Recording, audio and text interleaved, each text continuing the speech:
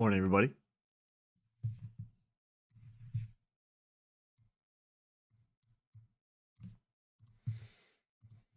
Hope you guys are doing well. I'll put out the daily bias, put in the daily bias chat, of course. Looking for higher prices today.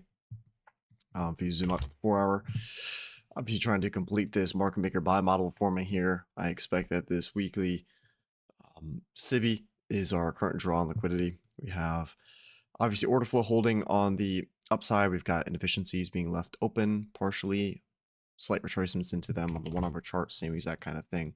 Obviously, yesterday's nice expansion up. We're holding the inversion fair value gap that I marked out yesterday there. There is no daily SMT at the daily low right now. It's not a huge problem given that this is kind of the last expansion leg up towards the draw, but I am monitoring that as well. Also looking to see if we want to drop slightly into discount, but same exact thing. It is also in premium already, and it's very, very close to these relative equal highs, which are going to act like a magnet. And as we get closer and closer to these highs, it's going to be harder and harder for it to have deeper retracements. All right. We do have FOMC minutes in the PM. That's not the real FOMC. So it's not like we have to skip today's morning session or anything like that to protocol, but sometimes it can skew things a little bit. So I'm being cautious today. I'm not trying to force anything. Tomorrow we have 8:30 news. Friday we have 8:30 news. So plenty of opportunities left in the rest of the week. Since we have no red folder, I'd favor a macro setup today. And we also have orange folder news at 10 a.m. So kind of similar to yesterday's profile. What I'm expecting, I'd favor it. Obviously, if it did drop slightly into discount, but if we get SMT at those lows, which right now we don't have between ES and Y. ES and NASDAQ. Let me see if we got it between YM. So we got it between YM there, between 915 and this swing low there. So there is SMT currently between those two. As long as the 5-minute order flow starts to pop up here, if this candle could close even above this swing high, I would look to even look for just an early setup towards that buy side there. All right. I don't think I'm going to take any demos on screen today. So I leave it up to you for your own discretion. I'll obviously point out things that I see as necessary, but I don't want everyone to think this is a signal service. So we'll do demo trades, the high probability days and the ones that I really like, and then normal tape reading as usual, like we used to do on medium to low probability. Even on other high probability days, we're not going to demo trade every single day. All right. So like I said, if this candle right here on the 5-minute can close up healthy, especially through this inefficiency here, which it looks like it's trying to do, right in through there. So nice closure up. Also the swing high. Also the change in state delivery here. Let me mark this out properly. Sibi. Sisti. Now if we can get a first presentation gap right there, that'd be nice.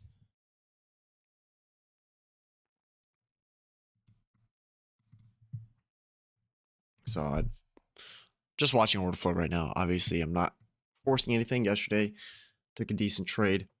Yeah,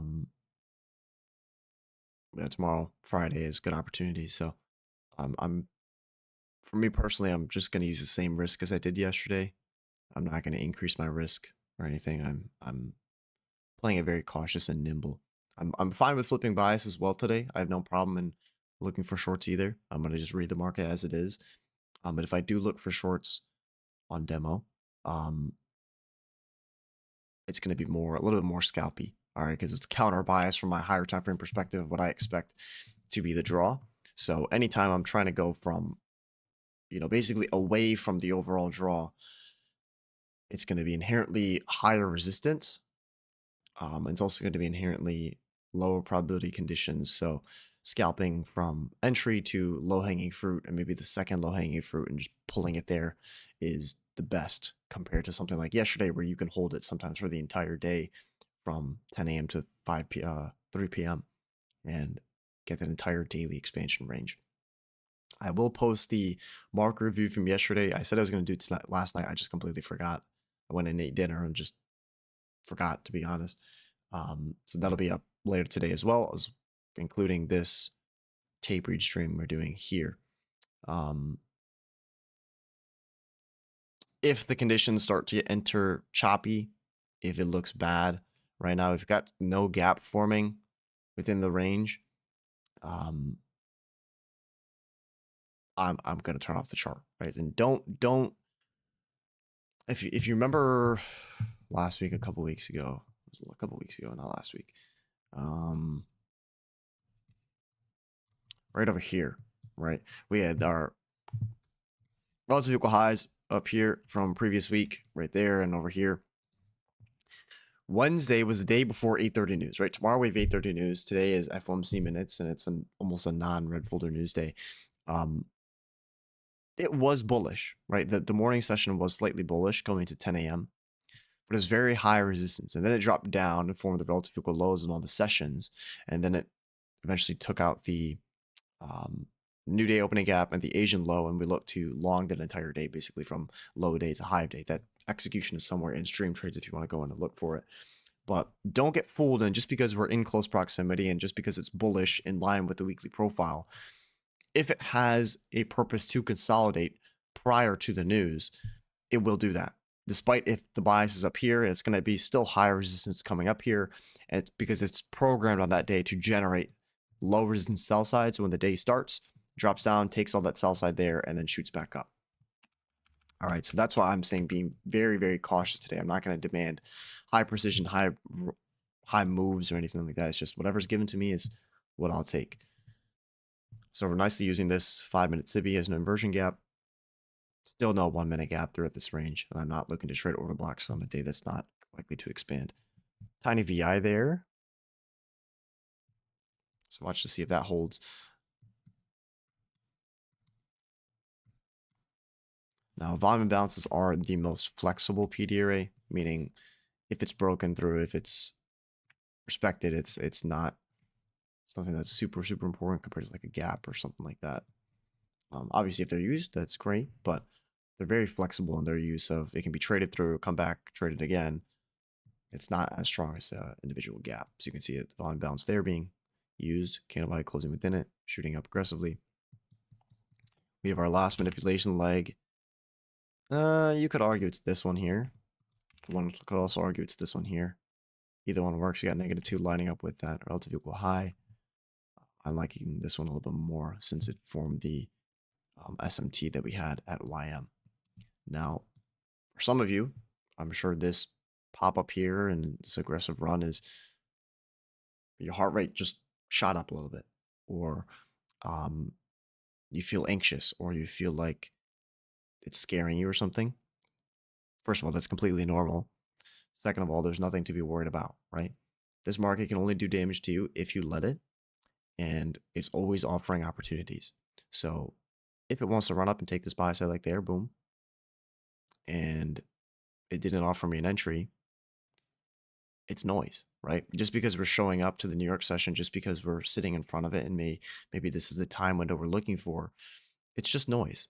If I cannot get a good quality entry that I'm confident in, I'm sure other people probably went long down here or somewhere off the order blocks and stuff. But in order for me to keep my sanity and obviously to keep my profits, I have rules and so should you.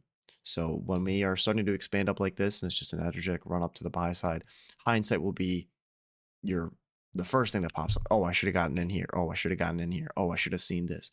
If you didn't see it, you didn't see it, right?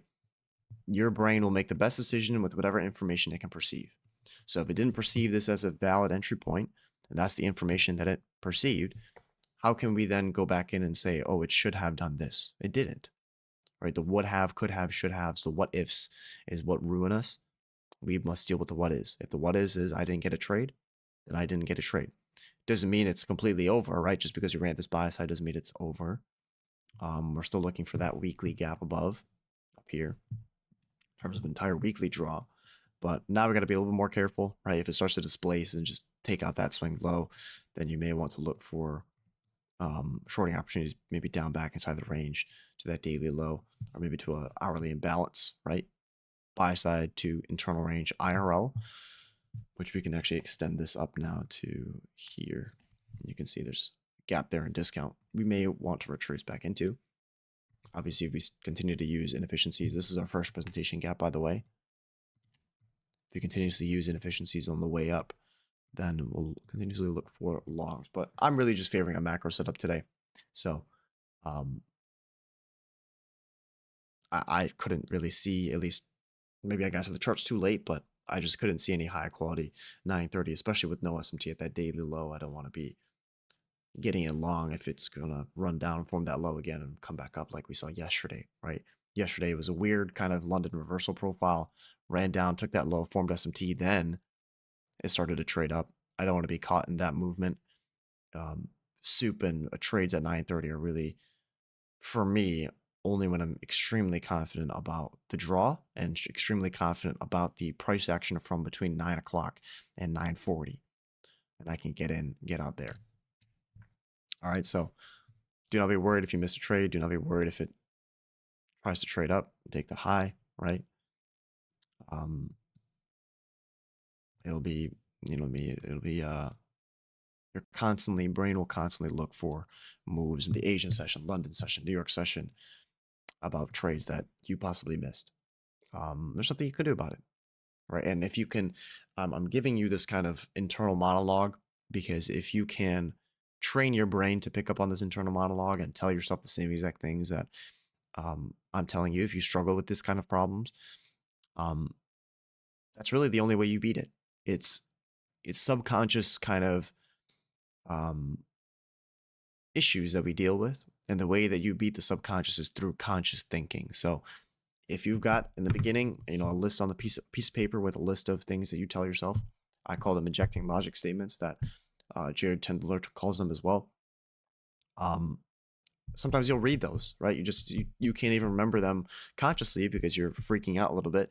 So you just read them off the list. Eventually they're so ingrained into who you are and your memory that as soon as something that happens that is out of the ordinary or something that used to spike your pressures, used to make you freak out, you just tell yourself one little sentence and it just calms everything, right? You've heard me say them little one-liners all the time, right? Like we pay our stop loss a good amount of money to do its job properly. So we're not going to touch it. We're going to let it do its job. We're not going to close out the position before it hits the stop loss. We let it do its job properly. We trust it. So there's no reason, especially if our risk is properly managed, to try and micromanage the position. Put the stop loss, put the take profits, put the partials. As we hit the partials, trim the stop loss. But don't try and micromanage it and keep jamming, or close it out instantly, right? That's more normally a sign of high risk or a sign of low conviction in the trade itself.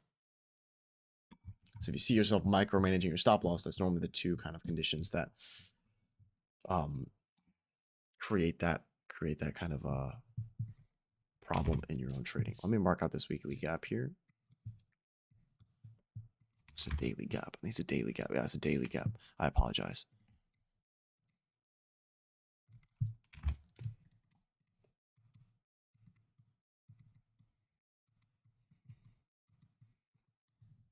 So higher time frame PD area nonetheless.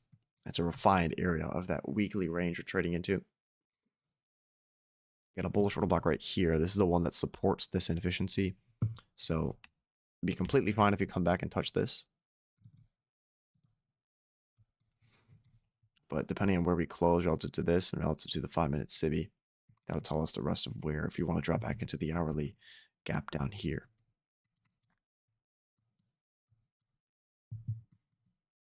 It's already through main threshold. So it's already weaker than we expect. I'm just going to clean this up a little bit and I'll take a screenshot for the private group or the predictions chat.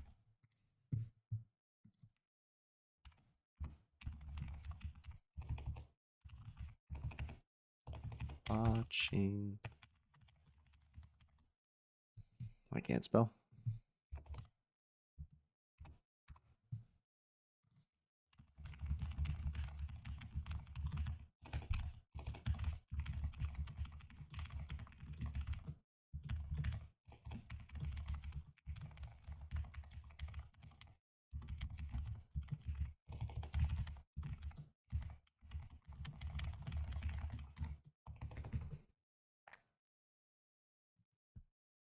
So another thing is sometimes we marry our bias, right, subconsciously. We mirror error bias. So we have our brain is a confirmation bias seeking machine. It loves patterns. It loves to always be right. And it looks for information to confirm that it's right. So the problem is when you confirm a bias, and sometimes even like this, right, where we have a soft bias, expect it to go bullish.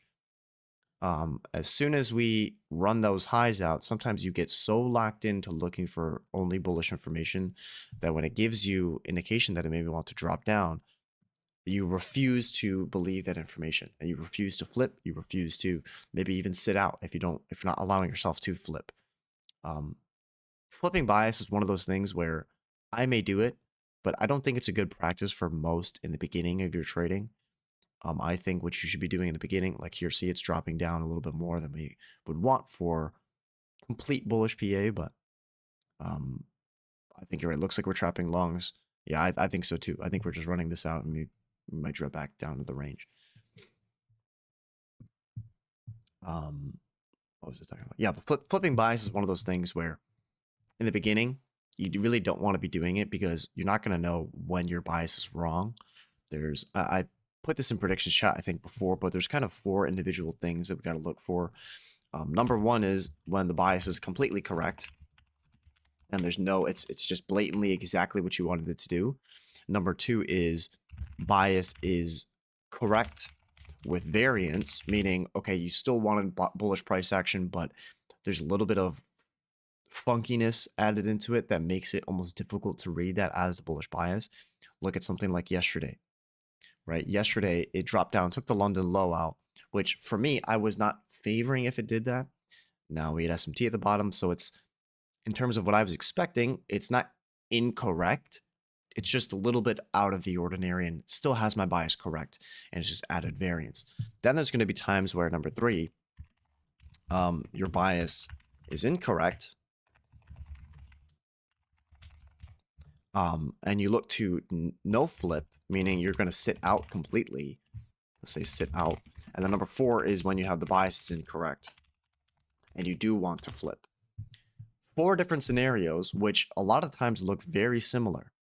And the only way that you're going to be able to discern whether it's 1, 2, 3, or 4 is simply through experience. It's through watching the market. It's through gaining individual distinctions about what can possibly go on in the morning session. So in the beginning of your trading career, I'm talking 3 to 6 months, even sometimes up to a year of price action. Identifying when your bias is completely incorrect and flipping. 1 and 4 are going to be very easy normally to spot. 2 and 3 is when you get kind of funky, right? Sometimes it's your bias is correct and it's slightly out of the ordinary, so then you flip, and then you take a loss, and then your bias is correct in the original direction, and you take another loss, then you have the chance of spiraling out of control, right?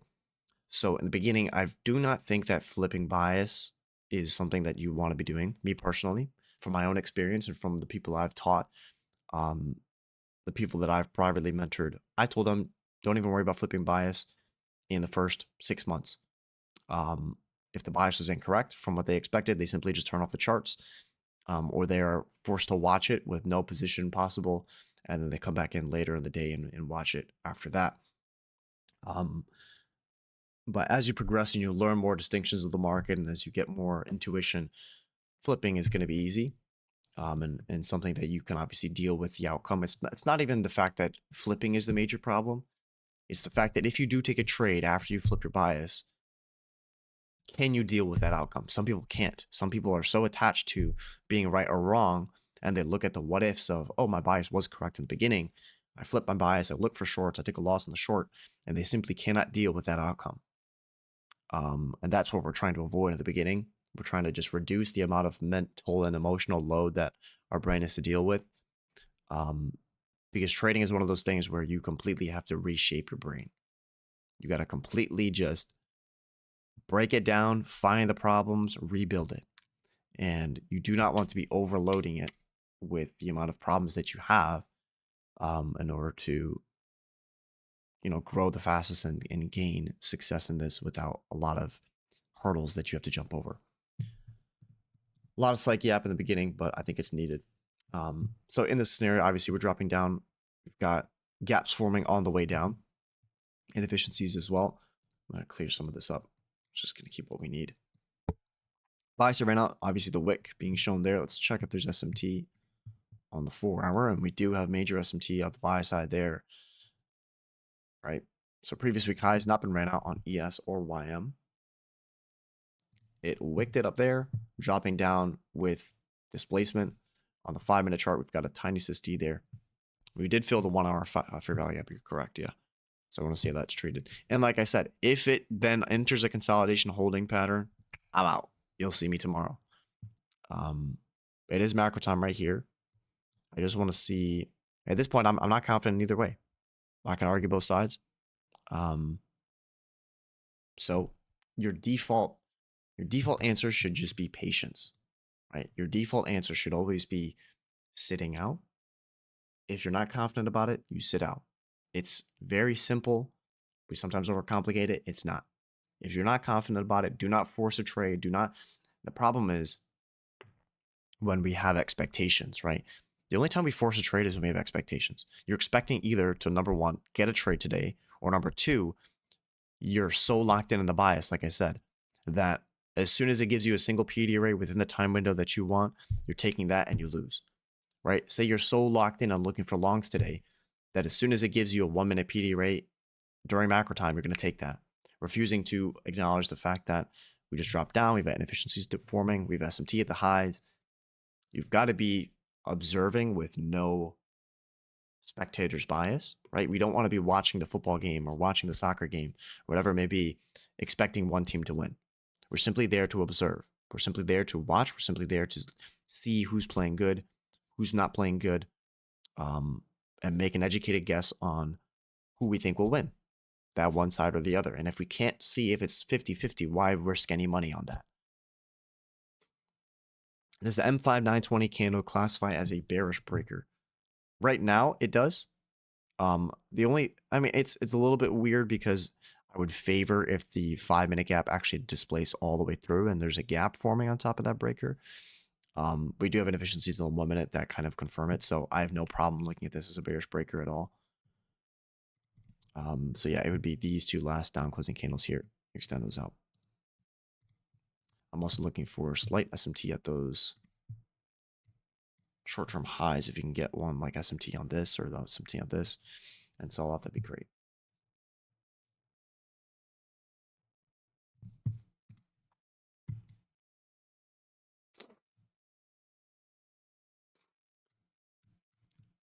Of course.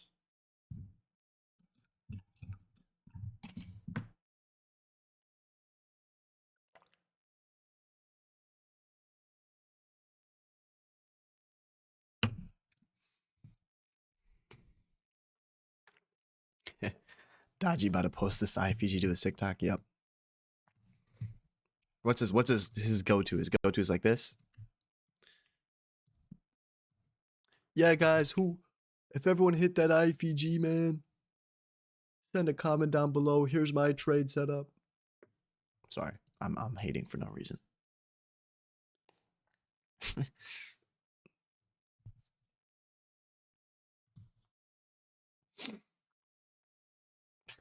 But bro, 40-point stop on an IPG is nuts.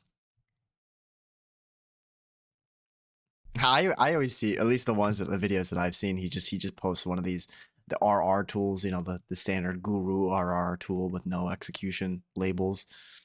Hey guys, if you guys hit this trade that I was calling for the past 6 months, let me know down below. If you want to join the private group, hit that follow button. It was like no proof of anything.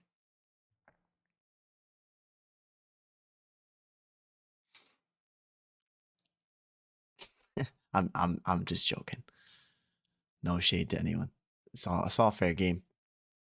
You want to make fun of me? That's fine too.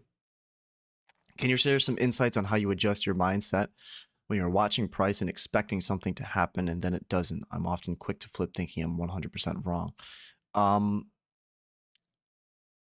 It's a good thing. I think it's a good question. I think for me personally, one of the things that is really important to me is that journaling before I even get to charts, or even journaling before I watch the tape reading. I can get my bias, but I don't journal personally. I just do a self-reflection. So normally when I'm just getting my water for the morning, or um, one of my morning tasks before I get to the charts, I'm just doing a run through. I'm asking myself, am I ready to give myself money today if it lets me? If it's not a resounding yes, like Mark Douglas says, figure out why it's not. Figure out what I'm scared of. Figure out, do I have any expectations in terms of my P&L? Do I have any expectations for price action today? And the same exact thing as I'm putting my bias in, I'm making sure that I'm flexible if it needs to be. I'm unflexible if I'm very rigid with my bias. Um, so that way I'm keeping my expectations low, but I'm also looking at it objectively. So I'm not trying to obviously just hold solid to one thing. So when it doesn't, I think when we're expecting to do something and it doesn't, um, sometimes that one data point we overinflate. A lot of people overinflate SMT, right? As soon as we get, I've got guys I've worked with on a one-on-one scale. Um, anytime they see SMT, it's like the market's reversing. It's true. Yeah, you need SMT for the market to reverse, but you're forgetting the fact that you'll have SMT everywhere. So sometimes we overinflate one data point and we don't look at it as one piece, right? In order to find a good bias, we need this, this, this, this, and this. So if we have 6 data points on why it should be bullish, and as soon as we get one data point as to why it's bearish, we can't immediately shift our focus over to why it'd be bearish. We got to still weigh it. It's a scale, right? So if you stack up more chips on one side, it's still going to weigh that side. As we stack more and more chips on the other side, it then starts to even out, which means if there's no trade, no opportunity. And then as it continuously goes back the other way, then I can look for the other side. It's not throw one chip on the other side, boom, it completely weighs out. There's no one individual data point that'll ever do that. There's no gap, there's no displacement, there's no SMT, there's no order block, there's no gap, whatever it is, that'll just instantly make me flip. Unless I already have 17 data points as to why it should be bullish, and I'm extremely confident as to why it should be bullish, and every single one of those is violated. I don't need to see an added bearish example. I don't need to see, SMT at the top or whatever. If all the things I was looking for were just immediately violated, I can flip, right? With no kind of looking for all the other things to reason as to why it's the other side. But that's normally the major thing is we overemphasize one data point. And sometimes it's also the want to be right instead of the want to make money, right? We're in this to make money. Doesn't matter if you're right, doesn't matter if you're wrong. We're in this to make money and manage ourselves. So sometimes it's the fear of being wrong that as soon as the data flips the other way, boom, we want to flip so we can say that we were right on the day, or we were right on our bias, or we had a good trade today, instead of just actually acknowledging the fact that sometimes you don't want to be trading when it's flipped, or um, I think, think about this without any internal bias of what you think about any trader, about yourself, about me, or whatever. If you see someone say, I'm looking for longs today, and then it goes bearish and that you don't see any trade from them, that probably shows to you that they're somewhat a decent trader. They're disciplined, they know what they're looking for. So focus on developing the qualities of a winning trader instead of trying to win trades, instead of trying to be right, instead of trying to, micromanage everything. Also, a little biology tip if you want it: don't drink coffee before you trade. My personal preference, um, just because for me, my kind of, you have emotional reactions to things. Um, I get hyper focused. This is my personal preference. I get hyper focused whenever I'm about to do something stupid. Um, and as well, I don't wake up. Typically, you want to be drinking coffee about 90 minutes after you wake up in order for the adenosine in your blood to drop to 0. So simple things like that. Simply just don't drink coffee if you're waking up, an hour and a half before, or even an hour 30 minutes before the charts, and that'll sometimes help with the over focus. Oh, if you got ADHD, then that's fair enough. But hopefully the other stuff, the other tips help.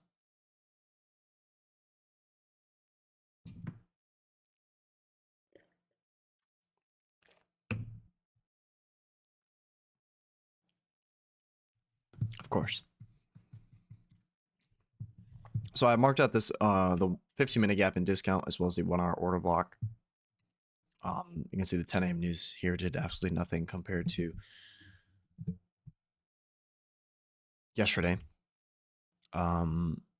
which is somewhat unfortunate. I would actually rather if today had a huge spike, because when we have 9:30 going one way and 10 a.m. kind of either pointing to a confirmed way or the other way, then it's a bit easier for me to find a bias. We have opening range printed here, so if we decide to displace through that swing low, I could be looking for, what is this? Is this lunch low from yesterday? Yeah, it is. I mean, that's an available liquidity pool, but it kind of is meh. In terms of a 4-hour perspective. So that's a weekly draw. Weekly, whoops. It's a weekly buy side. So we're looking for a discount of the 4-hour range, which you have this gap all the way down here, or you've got the inefficiency if there's one in here, which not really. There's not one in discount. A 1-hour chart, you got one right there with the bullish order block that was never traded into. So it could be moving from ERL to IRL. I don't think that's the weekly perspective, though. I think I'd rather tag on into here. But let's see. Let's go back and remove all that other stuff. There we go.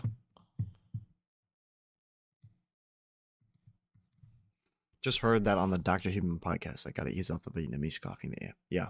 As soon as I stop drinking coffee in the morning, you don't get that crash, right? It's like 90 minutes after you wake up.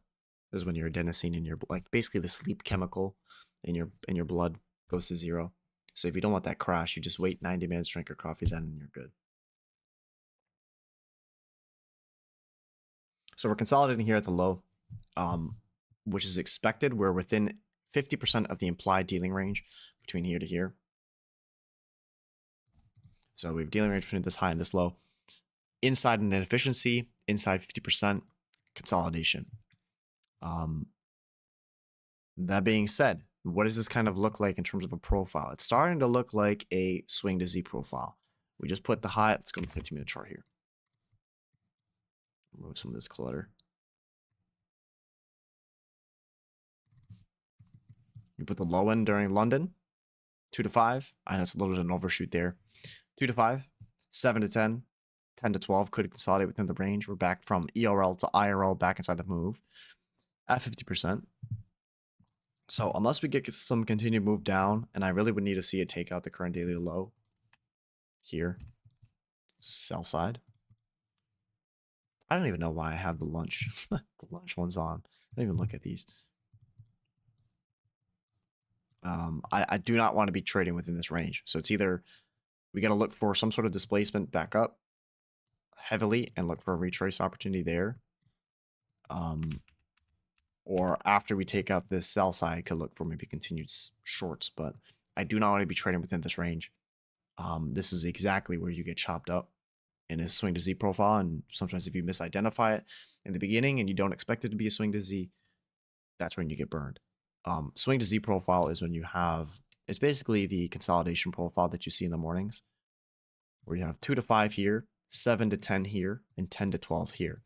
And per program, you cannot, it normally does not leave the consolidation range until afternoon, after 12 o'clock, meaning you'll be stuck in consolidation for 2 hours sometimes. It's not impossible to get a winning trade in there. You obviously can still get trades, but sometimes you'll be getting in the trade at 10 o'clock and then you're waiting 2.5 hours just for it to run the low risk or the low hanging fruit.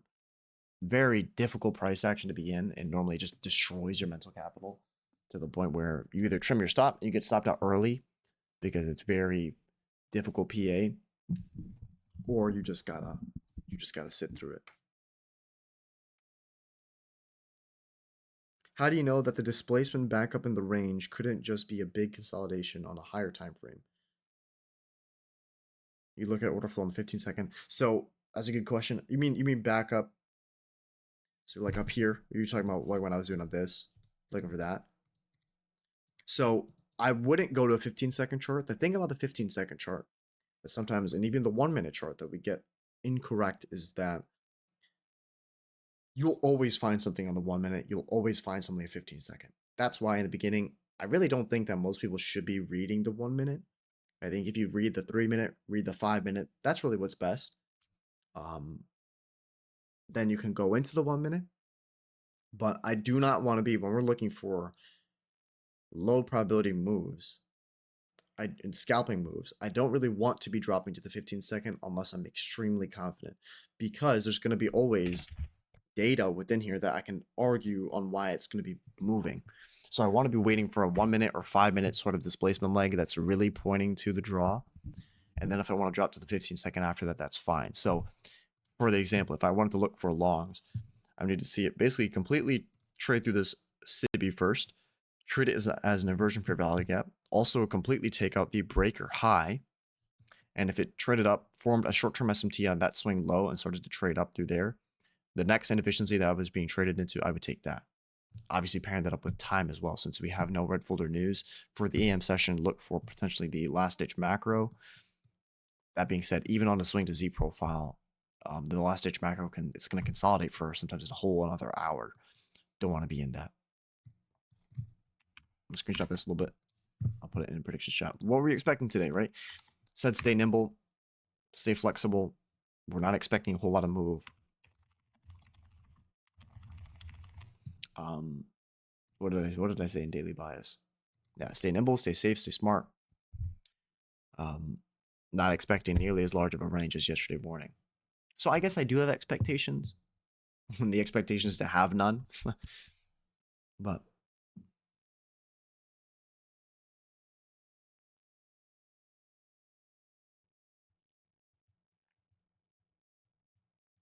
tagging those weekly highs, we wouldn't want when we want a daily bisi advance price.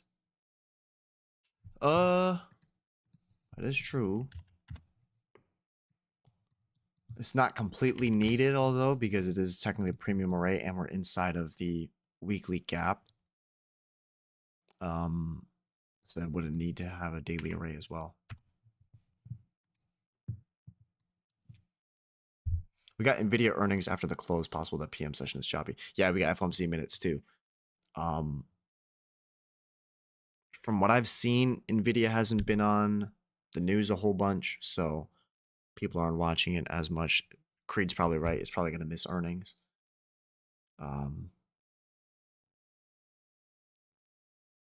But yeah, I normally don't pay attention too much to the earnings itself, or the earnings schedule for that matter. But yeah, blue chip stocks are always normally post PM, like at 1600 or 1630.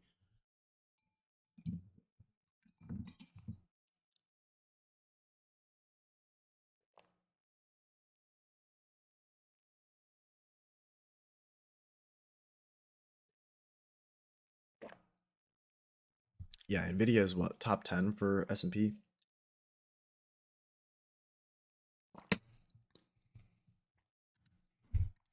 Is it XLP is the tech stock? No, XLE, XLT.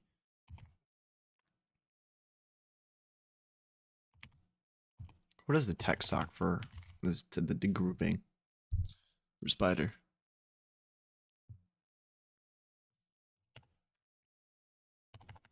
No. There's XL something. I forget what it's called. Anyways.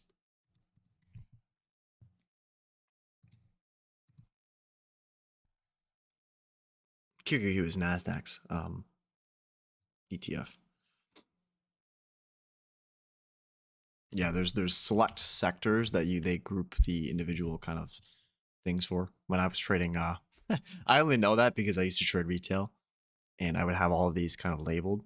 I would have SPY, QQQ, and then all of these sectors, and you can look for literally SMT between those ones. And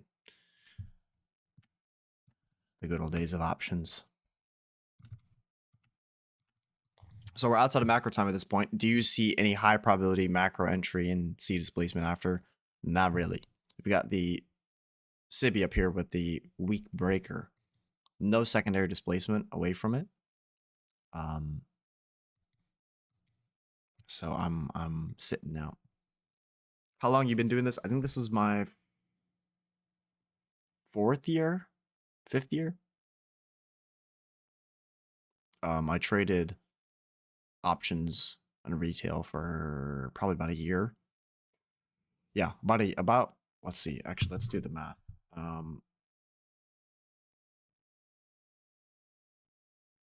Yeah, I think this is my 4th or 5th year going into it. I gotta do the math, but yeah, it does come with experience. My goat was a Robin Hood goblet. Yeah, it was. You look at my Robin Hood P&L. I have not touched it since then. It's probably like negative. I probably can find a screenshot. I think it's like negative 8K. And I just never I signed a contract. I'm like, I'm never gonna trade options again. Let's see, my all-time on my Robinhood options profile is negative 7.5K. That's crazy. After that, I was like, yeah, I'm not touching that. But yeah, options one of those things that I just at that point it low-key just got so bad. I was like, yeah, I'm not. I need to figure something out. Randomly stumbled across an ICT 2022 mentorship video in September of 2022, I think. From then on, it was history.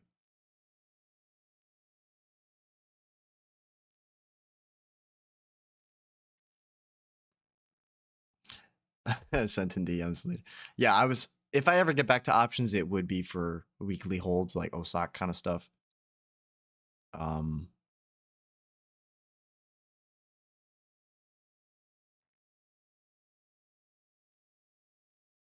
But I just hate options because you can be right and still lose money. How does that make any sense? Theta was the bane of my existence back then. Plans to earn $1 million and live off the grid. Yeah, the plan was 2026. I was iffy about running a mentorship again, to be completely honest, but I really do like teaching and it hasn't gotten old yet. So well, I'm gonna keep doing it till I got the passion for it. Till I don't have the passion for it anymore, I'll wrap it up. But I still got probably a good, to be honest, I got a good 3 years at least of me.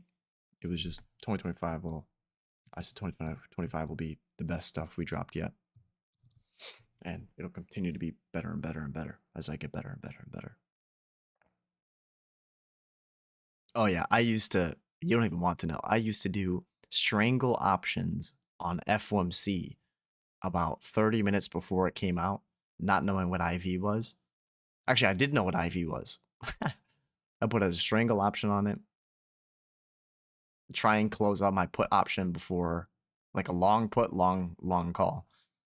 Close out my put option as it dropped down with a wick as soon as the FOMC came out, and then I would miss my fill because it was limit orders, and then IV would spike back down, and I was left with about $30 out of a $400 position after it didn't move at all, basically. Do not get into options. Anyone who's in here, do not get into options. It's like you will never be the same. Futures is where it's at. So much easier. Oh yeah, for selling options, I got a good friend. We call him the Poor G. The Poor G is he's pretty good at selling options. He sells poor man's covered calls. Shout out to Poor G, man. Yeah, poor man's covered calls are fantastic. These are literally just collect premium. If you can do it right, but the problem is if you do covered calls, you gotta have like 40K in collateral to protect your position. Otherwise, you're gonna get freaking margin called. So poor man's, I think is you can do it just by owning the stock, right? I'm not completely sure anymore. But selling like a naked put, those you need a lot of capital on. Or like a naked what's a like an out of the money, I forget what it's called. I haven't done it in so long. So as you can see, and probably I'm rambling on because we're not doing anything here. We're sticking to consolidation as we expected within this Obviously, you can see the 5-minute gap. There's a 15-minute gap here as well, and a 1-hour gap all within price. I labeled out the 1-hour inefficiency with the order block there, which is this gap with the line. And if we can start to displace away through that, I'll look for... I don't even know. I don't even like shorts, to be honest. Like, I would favor a rundown of this low and scalp adjust to that. But the problem is if we're in swing to Z, I don't want to be trading within this range from here to here. Like, unless it's blatantly obvious it wants to get down there. I'd favor taking shorts, at least holding shorts past this. And for me to even get an entry in terms of time of day, I got to wait another, what, 30 minutes or so, 32 minutes. I don't know if I want to do that. I don't know if I want to do that. So sometimes this is work. Sometimes work is just you got to show up, you watch it, and this is how you get paid over the long term. It sucks, yeah, but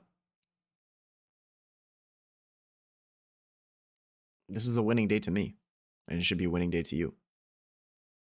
If you're sitting here, especially if you lack discipline and this is the first day you're maybe disciplined, that's a pat on the back. You should be very proud of yourself for not pushing any buttons if you don't like the price action that's going on.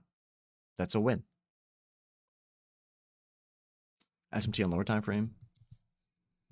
Oh, yeah, we got it between ES and NASDAQ there.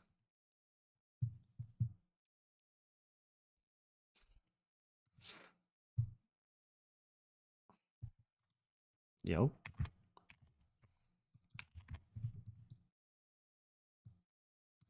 Or I can get into the 15-second chart and just scalp on the 15-second.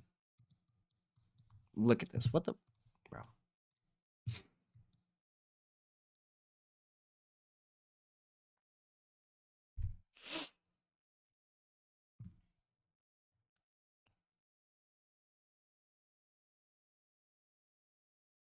Yeah. Which would indicate a swing to Z, right?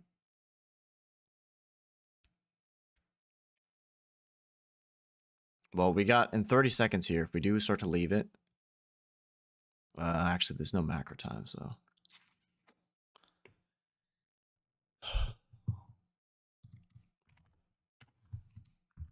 What's Kanye doing? We're just slow drifting down here. We got all this low resistance.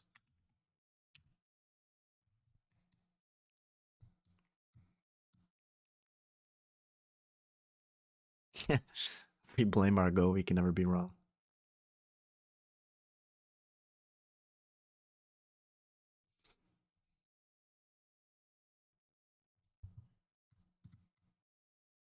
Man.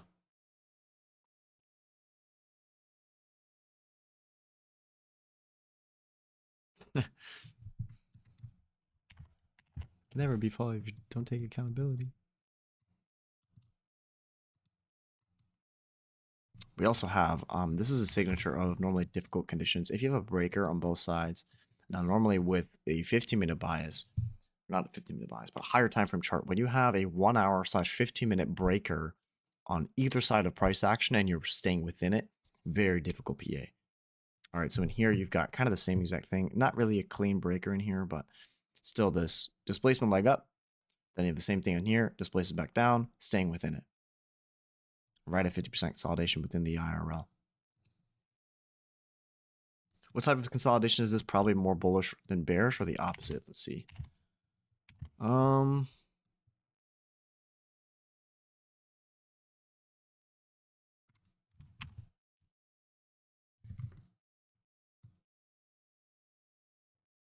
Now, I would favor, if it is bearish, I would need to see it run these stops it's generating right now. I would need to see it come up and tag this preferably, and then it come back down. So I actually can't tell. To me, this just looks like consolidation. I'm just going to wait for the next time of day to print it in either direction, and then at that point it'll be a little more clear, but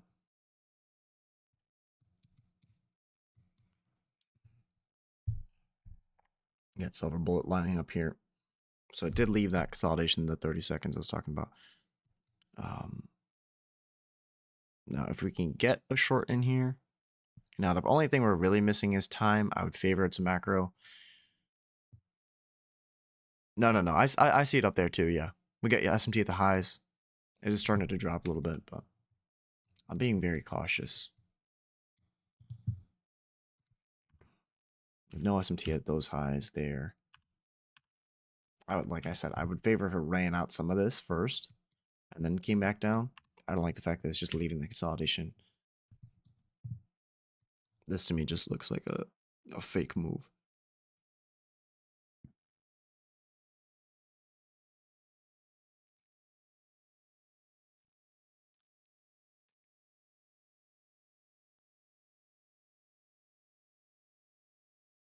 Like, in order for me to even take a scalp towards the sell side, it would need to be blatantly obvious what the 1 minute's doing. Look how it's kind of a fake move, right? It just spikes down, boom, then comes back up, and it's going to close right there. This is a little bit more clear consolidation. There's two types of consolidation. Clear consolidation, and then number two is difficult consolidation. The problem is when we have clear consolidation, it looks like this. 1 minute, 5 minute, whatever the time frame you're looking at, it's absolutely just messy. You don't see any gaps forming. Difficult consolidation is when we have gaps forming on both sides. So within the consolidation range, it's gapping up, gapping down, gapping up, gapping down, gapping up, gapping down on the 1 minute chart. It makes it very difficult to sometimes spot, is it a true consolidation? It's only maybe until you take a loss on it that you realize it's consolidation, or maybe you don't even realize at all. If you go to a day like, probably could find one from last week. If you go to like any of the days from last week that were consolidating in the range, if you look at Friday was a good example of that, or even Thursday.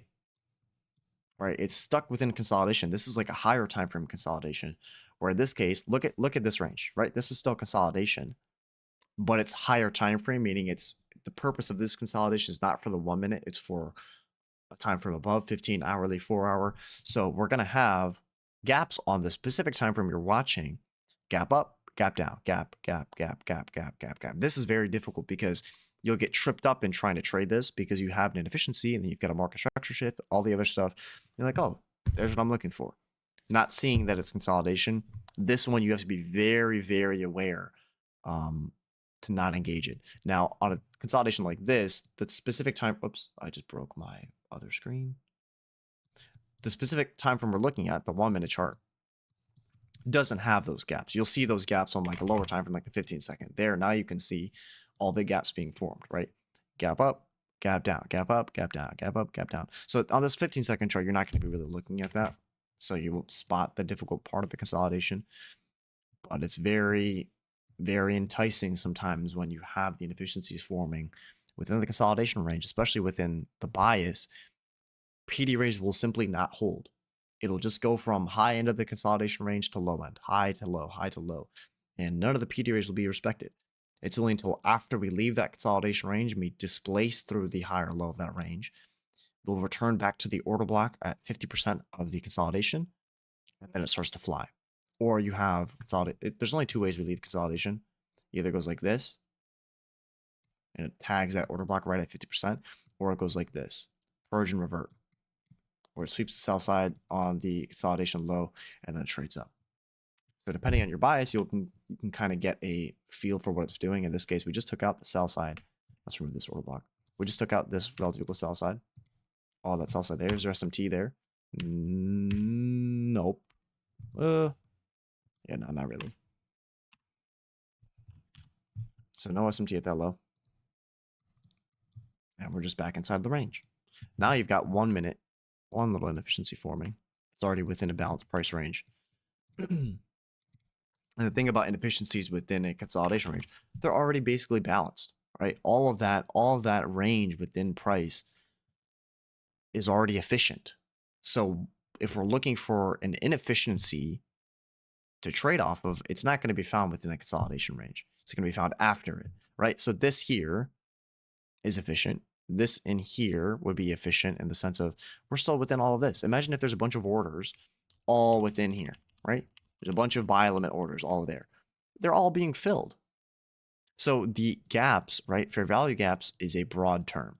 It does not consider the classifications of fair value gaps, right? You have breakaway gaps, you got measuring gaps, you got inefficiencies, bisi, sibi, you've got volume imbalances, you've got liquidity voids, which is a true inefficiency, absolutely no data being printed there. So all fair value gaps are not the same, and it's a misconception that they are. I still don't like it. I'm trying to look if there's SMT. Yeah, not even on YM. There's nothing there that I'm looking for.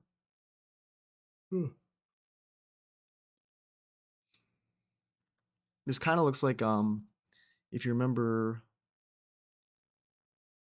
what, 2 Fridays ago?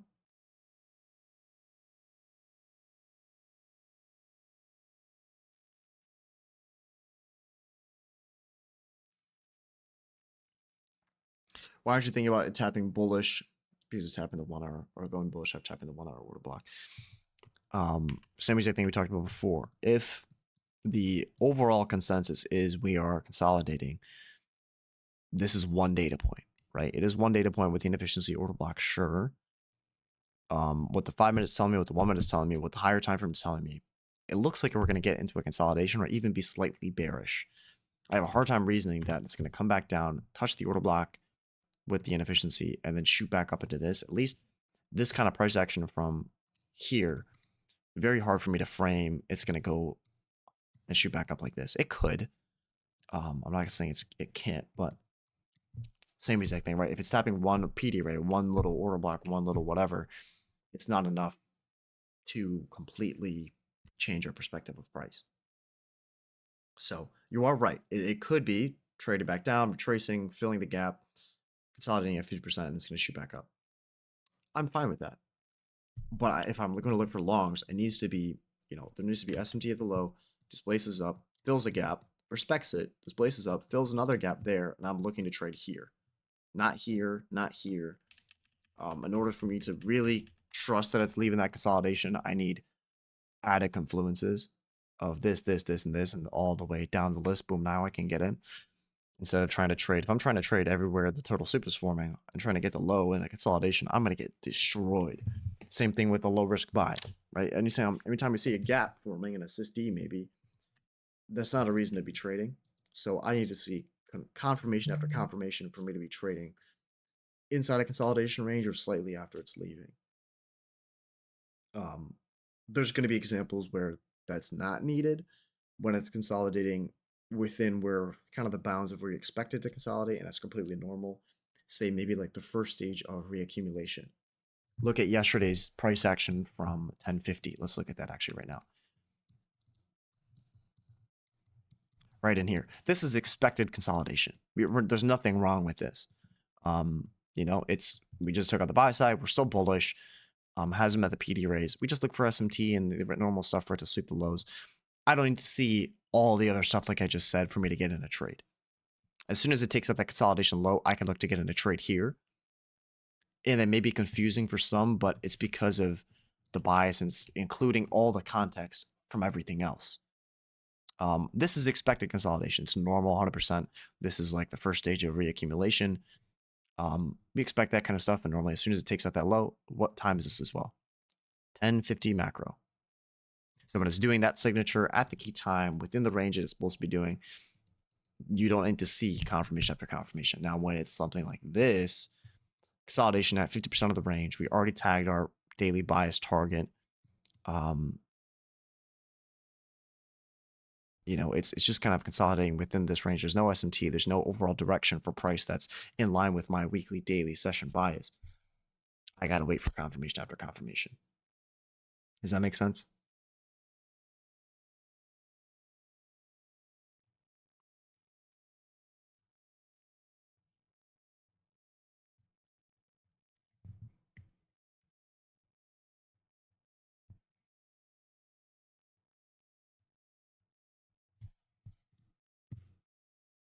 Sweet, sweet. I'm glad.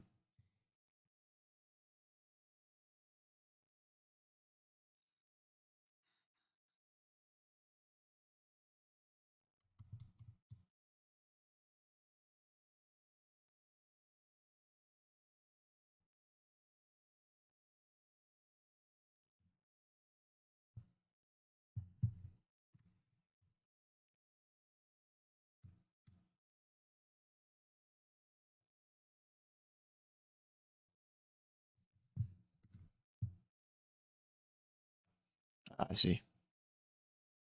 Now, oh, it's like PD array SMT? Yeah. So PD array SMT is a little bit weird in the sense of um now think about this, right? Do we expect SMT normally is found session, daily, weekly lows. In the beginning, that's what we're studying. Okay. Is this expected to be the session, daily, or weekly low? Not really. At an absolute minimum or absolute maximum, rather, this would be maybe the session low, right? Um, for it to be forming this late into the day kind of disqualifies that, right? Then it being PD or SMT as well makes that very low probability the one that you've marked out. Compared to something like this, when we have the SMT up here, this is something substantial, right? Previous week high, time-based liquidity. Obviously the wick also kind of telling the story there.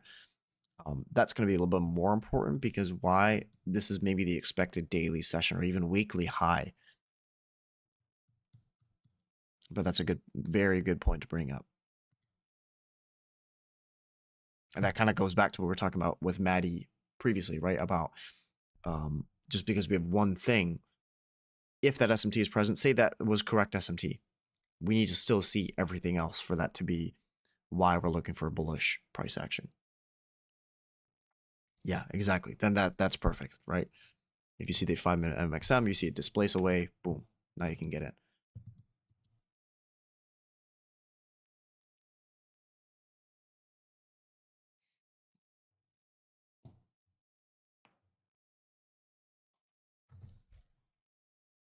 So to me, this looks very swing to Z profile-esque. What up, EM? Yeah, it was 100%. So today was swing to Z profile-esque, right? I'm really thinking, do I want to be risking or even taking a trade at 1050? If it just gives me a run that's nice, scalping it and the risk of it being an actual swing to Z and me getting stopped out, to me, it's just not worth it. I'm not confident about it. I don't think it's worth the risk. Yeah, it's right. It's not worth it. We got tomorrow, we got Friday. So we even got the PM session. I may even look at the PM session today if I got time. So I got no expectations. This is exactly kind of what we were expecting in some sense of, I say no expectations, but we wanted it to be kind of low probability. We knew it's going to be low probability coming into the day. We got low probability. I'm not going to force a trade. All right. That being said, if it does move at 1050, if it does move after 11 o'clock, we're always going to be able to argue the should have, could have, would have, what ifs. Same exact thing we talked about up here. It runs the buy side, no entry in there that I think is high quality. How then can we look at this as being the what if, could have, should have gotten in a trade? Same exact thing of when I turn off the charts, or if I don't look at it, or if I stop streaming and it starts to move. If I truly believe that at the time I made that decision, it was the best decision I could have made of saving my capital, of not taking a trade, even if it does offer me a unicorn setup right now at 1050 and it dumps 300 points. It's just not something that I think is a good decision, because if I lose, it's not going to hurt me, obviously, but it's just going to be like, that's just a stupid decision for me to like, why would I even lose if I can avoid it, right? And the win is not the opportunity of it being a win versus the opportunity of being a loss and having to just deal with that unnecessary loss, I think, in my opinion, it's just not there.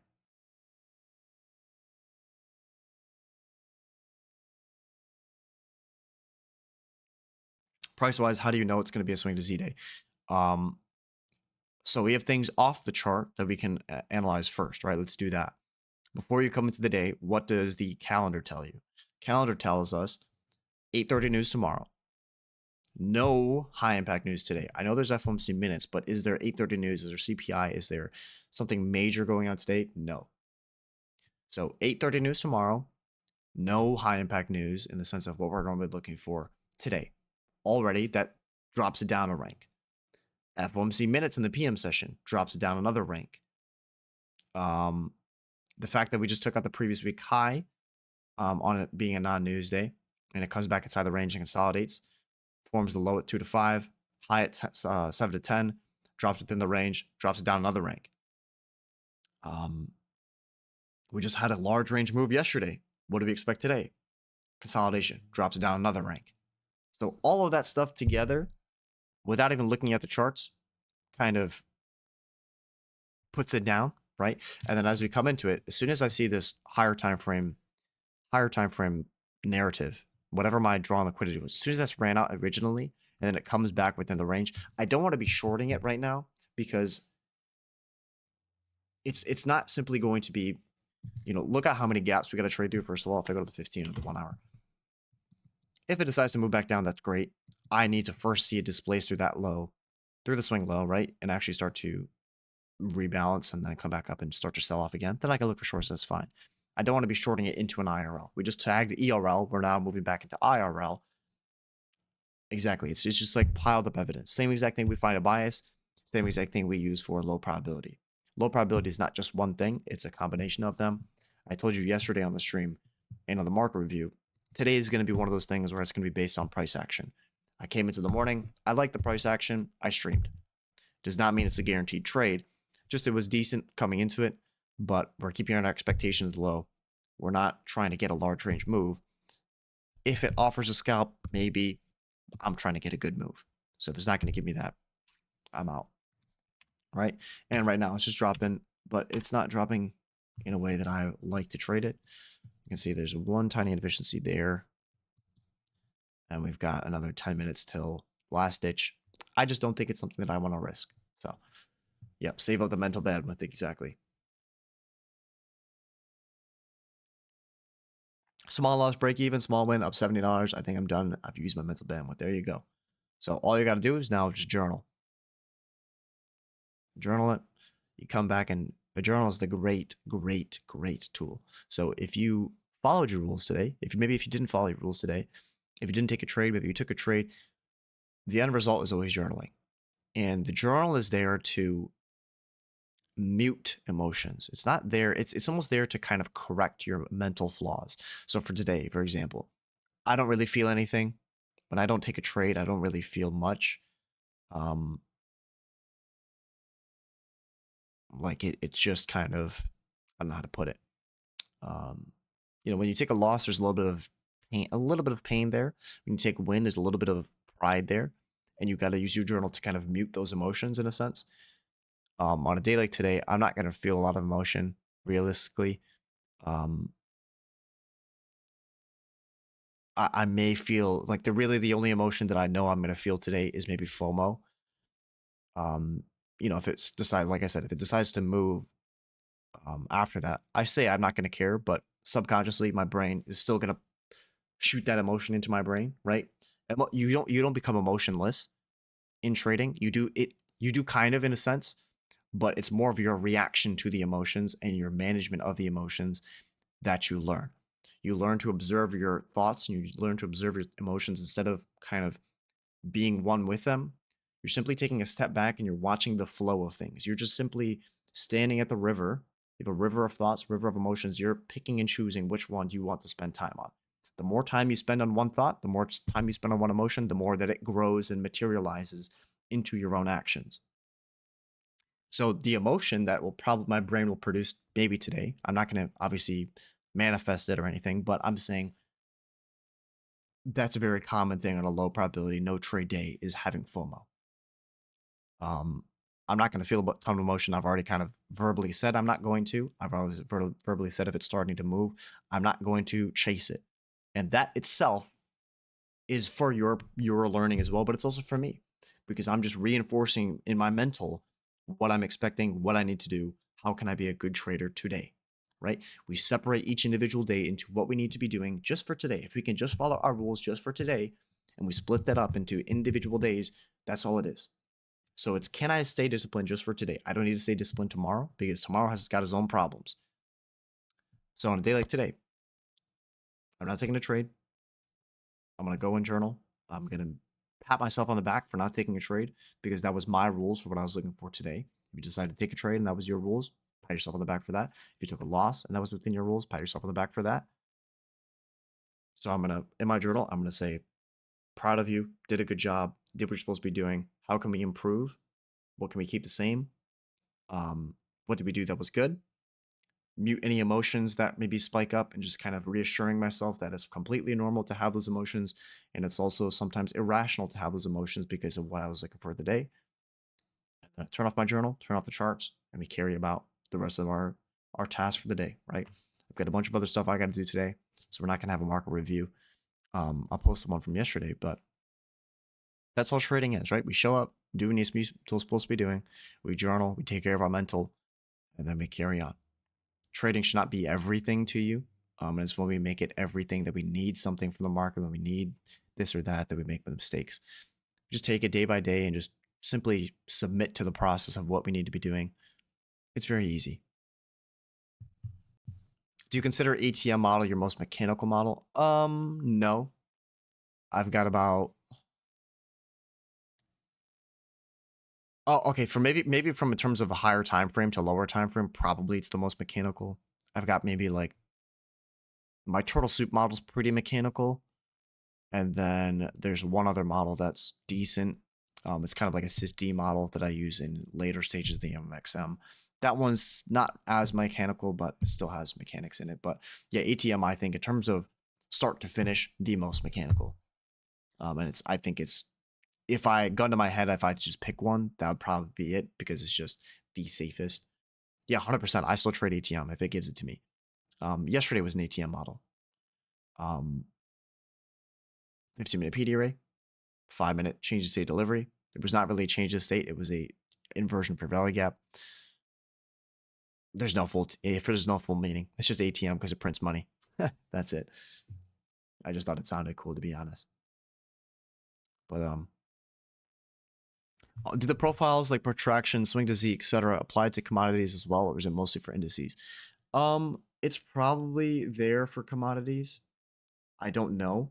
I know it's there for Forex. I know it's there for futures. I don't know if it's there for commodities. My suggestion would to be go back and watch ICT's content of commodities and see if he uses the same profiles there or if he has specific things he looks for. I honestly don't know if it works for commodities because I simply haven't tested it at all.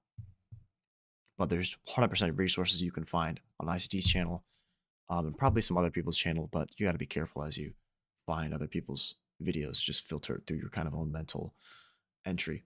Here's Maddie's little journal. This is an aggressive entry because I felt confident in the draw on liquidity right at the open, so I was willing to take on risk here. Very small position size. Did not touch my stop loss. Did not micromanage. There you go. Entry off the IFEG. Exit on this on the high. Beautiful. I like it. Am I just staying hands off after that? Fantastic. There you go. I saw Crossi did the same thing this morning. I didn't actually look at the trade, but let's look at it. If he's still in here. I don't think he is. He had basically the same entry, right? What did he even get on there? I don't even know what he got get in on there.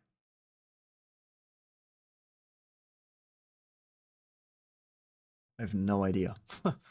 Anyways, good stuff to him too, though.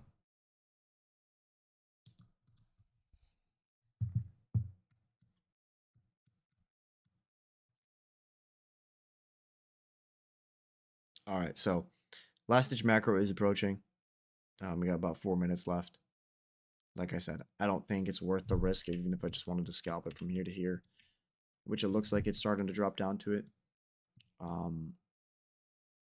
Already formed the high up here at 940, already formed the low down here at 1030. So same exact stuff you always see, right? Opening range and then the closing range there. It is what it is, right? So I'm going to stay disciplined. Even if there's a trade, I think it's just good for my mental to just stay disciplined and reinforce what I need to be doing.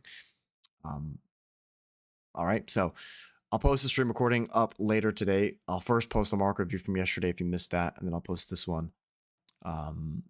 This one is obviously larger, so it'll probably be later in the day.